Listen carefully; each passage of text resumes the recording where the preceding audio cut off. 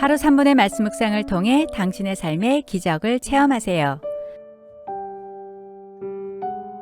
가정의 달 특집 온전한 가정회복 시리즈, 자녀들의 만남의 축복을 위해 기도해 주세요.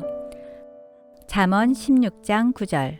사람이 마음으로 자기의 길을 계획할지라도 그의 걸음을 인도하시는 이는 여호와시니라.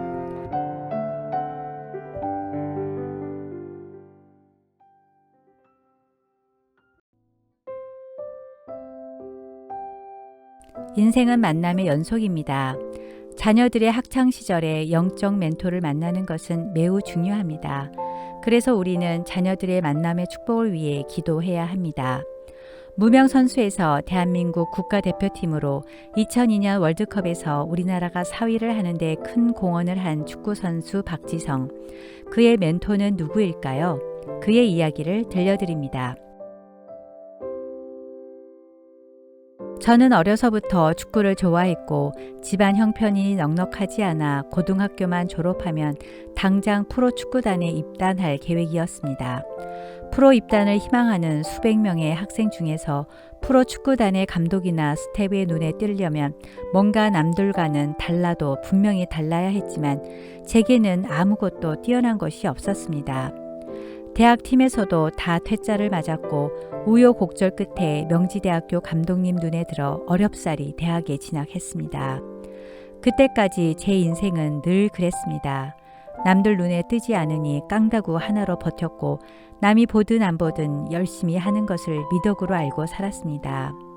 그 성실한 점 하나로 당시 허정무 감독님이 사령탑으로 계시던 올림픽 대표팀에 합류했고 얼마 안 있어 일본 교토팀 선수로 스카우트 되었고 월드컵 평가전에 우리나라 대표팀에 합류하게 되었습니다.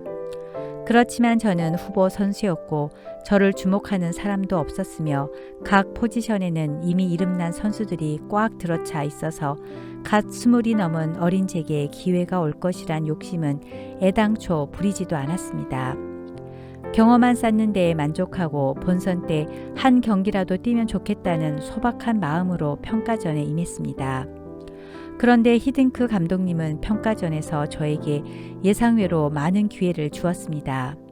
감독님은 평가전이 있을 때마다 꾸준히 저를 시합에 내보냈는데 그때도 다른 언질은 전혀 없었습니다. 영어로 언어 소통이 전혀 안 돼서 감독님이 하는 말 중에 제가 알아들을 수 있는 것은 오른쪽 right, 왼쪽 left 뿐이었습니다. 저는 감독님에게도 언론에도 눈에 띄지 않는 선수였고 그 당시 제가 알던 축구와는 생소했던 히딩크 감독님의 축구를 이해하느라 다른 생각을 할 여력도 없었습니다. 그런데 미국 골드컵 대회 때 저에게 기회가 왔습니다. 그때 저는 왼쪽 다리에 부상을 입어 시합에 나가지 못해 텅 빈 탈의실에 혼자 남아 있었습니다. 잘할 수 있는 기회를 조금이라도 더 많이 보여야 할 그 중요한 때에 하필이면 부상을 당했나 싶어 애꿎은 다리만 바라보면서 맥이 빠져 앉아 있었습니다. 그때 히딩크 감독님이 통역관을 대동하여 나타났습니다. 성큼성큼 저에게 다가오신 감독님은 영어로 뭐라고 말씀하셨습니다. 무슨 말인지 몰라 통역관을 바라보았습니다. 박지성 씨는 정신력이 훌륭하대요. 지금과 같은 그런 정신력이면 반드시 훌륭한 선수가 될 수 있을 거라고 말씀하시네요. 얼떨떨했습니다. 뭐라 대답도 하기 전에 감독님은 뒤돌아 나가셨고 저는 그 흔한 땡큐 소리 한 번 못했습니다. 늘 멀리 있는 분 같기만 한 감독님이 저를 찾아와서 제 정신력이 훌륭하다는 말을 했다는 것만으로 저는 하늘을 날듯이 힘이 솟았습니다. 더욱이 그 말은 저의 심중을 꿰뚫고 있었습니다. 정신력, 저는 무엇 하나 내세울 것 없었지만 오래전부터 제가 믿어왔던 것은 죽는 한이 있어도 버티겠다는 정신력 하나였습니다. 저는 평발입니다. 의사 선생님은 제게 평발로 축구 선수를 하는 것은 장애를 극복한 인간 승리라 말하기도 했습니다. 전 그렇게 보잘것없는 저의 모든 신체 조건을 정신력 하나로 버텼습니다. 그러나 어느 누구도 눈에 띄지도 않는 정신력 따위를 높게 평가하지 않았습니다. 당장 눈에 보이는 현란한 개인기와 테크닉에만 관심을 가졌습니다.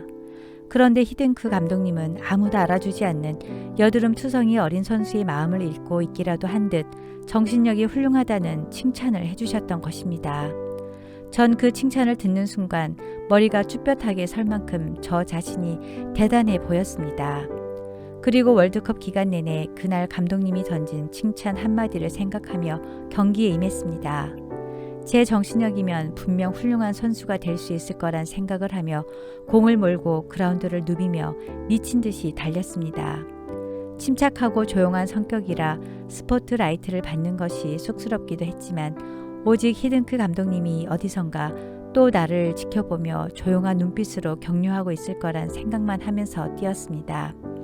만약 제가 히딩크 감독님을 만나지 못했다면 지금의 저도 없었을 것입니다. 잠언 15장 23절 사람은 그 입의 대답으로 말미암아 기쁨을 얻나니 때에 맞는 말이 얼마나 아름다운고. 히딩크 감독님이 탈의실에서 던진 짧은 그 말 한마디가 박지성 선수의 인생을 바꾸어 놓는 터닝 포인트가 되었습니다. 이렇게 칭찬과 격려는 황무지 인생을 옥토 인생으로 바꾸어 놓습니다. 하나님은 불가능 속에서도 우리가 희망을 잃지 않고 성장할 수 있도록 사람의 입을 통해 아름다운 칭찬을 선물로 주셨습니다. 우리의 한평생은 만남에서 시작되고 만남을 통해 이루어집니다. 하지만 우리가 스스로 좋은 스승을 찾아 먼 길을 떠난다 한들 참 스승, 좋은 멘토를 만나기는 쉽지 않습니다. 그래서 만남을 하나님의 축복이라고 합니다. 만남은 우연인 것처럼 보이지만 우리가 가는 모든 만남과 발걸음은 하나님이 인도하십니다. 하나님은 사랑하는 자녀를 위해 의의 길로 인도하시고 선한 길로 인도하십니다. 성경은 만남의 이야기들입니다. 광야의 길을 걸어가는 나그네 같은 인생들이 하나님을 만나고 예수님을 만나고 이웃을 만나는 이야기들이 곧 성경의 이야기들입니다. 여호수아에게는 모세가 있었고 엘리사에게는 엘리야가 있었고 루스에게는 나오미가 사무엘에게는 엘리가 있었으며 디모데에게는 바울이란 좋은 스승이 있었습니다. 우리는 성경 말씀 속에서 좋은 만남을 통해 삶이 완전하게 바뀐 사람들의 이야기를 많이 볼 수 있습니다. 정말 부족하고 연약했던 사람들도 예수님과의 만남을 통해서 멋지게 인생 역전을 경험했습니다. 죄인이었던 사람이, 불치병이었던 사람이, 정신병자였던 사람이, 창녀였던 사람이, 어부였던 사람이 예수님을 만나는 순간 변화하여 세상에서 가장 축복받은 사람이 되었습니다. 우리는 하나님 앞에 만남의 축복을 구해야 합니다. 하나님은 필요할 때마다 만남을 통해 우리와 우리 아이들, 우리 가정과 일터를 도울 귀한 스승과 멘토를 보내주십니다. 좋은 스승이 좋은 삶을 만들듯이 예수님과의 만남은 자녀들의 삶을 변화시킬 수 있습니다. 복된 만남의 축복을 누리려면 복의 근원이신 예수님과의 깊은 만남이 우선되어야 하며 복된 만남을 감당할 수 있는 믿음을 가져야 하고 복된 만남을 위하여 기도해야 합니다. 무언가를 가르치려는 어른보다는 아이들이 닮고 싶은 어른의 모습을 보여주는 것, 아이들의 작은 소리에 귀 기울여 주는 것, 그리고 예수님을 사랑하며 말씀에 순종함으로 참 행복을 누리며 사는 것이 아이들과의 막혀있는 마음의 담을 헐어낼 수 있는 열쇠입니다. 여러분도 자녀들에게 그리고 그 누군가에게 인생의 터닝포인트를 만들어줄 영적 멘토가 되어 귀한 만남과 은혜로운 만남을 이어가시길 기도합니다. 길을 만드시고 인도하시는 하나님 아버지, 저에게 영적 멘토이신 귀한 만남을 허락하심에 감사드립니다. 우리 자녀들에게도 만남의 축복을 허락하사 평생 같이 할 소중한 친구와 칭찬과 격려로 어떤 상황에서도 희망을 가질 수 있도록 인도할 스승과 인생의 바른 방향과 길을 인도할 영적 멘토를 만나게 하옵소서.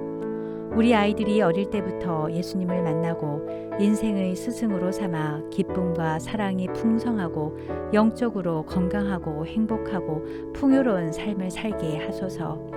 예수님 이름으로 기도드립니다. 아멘.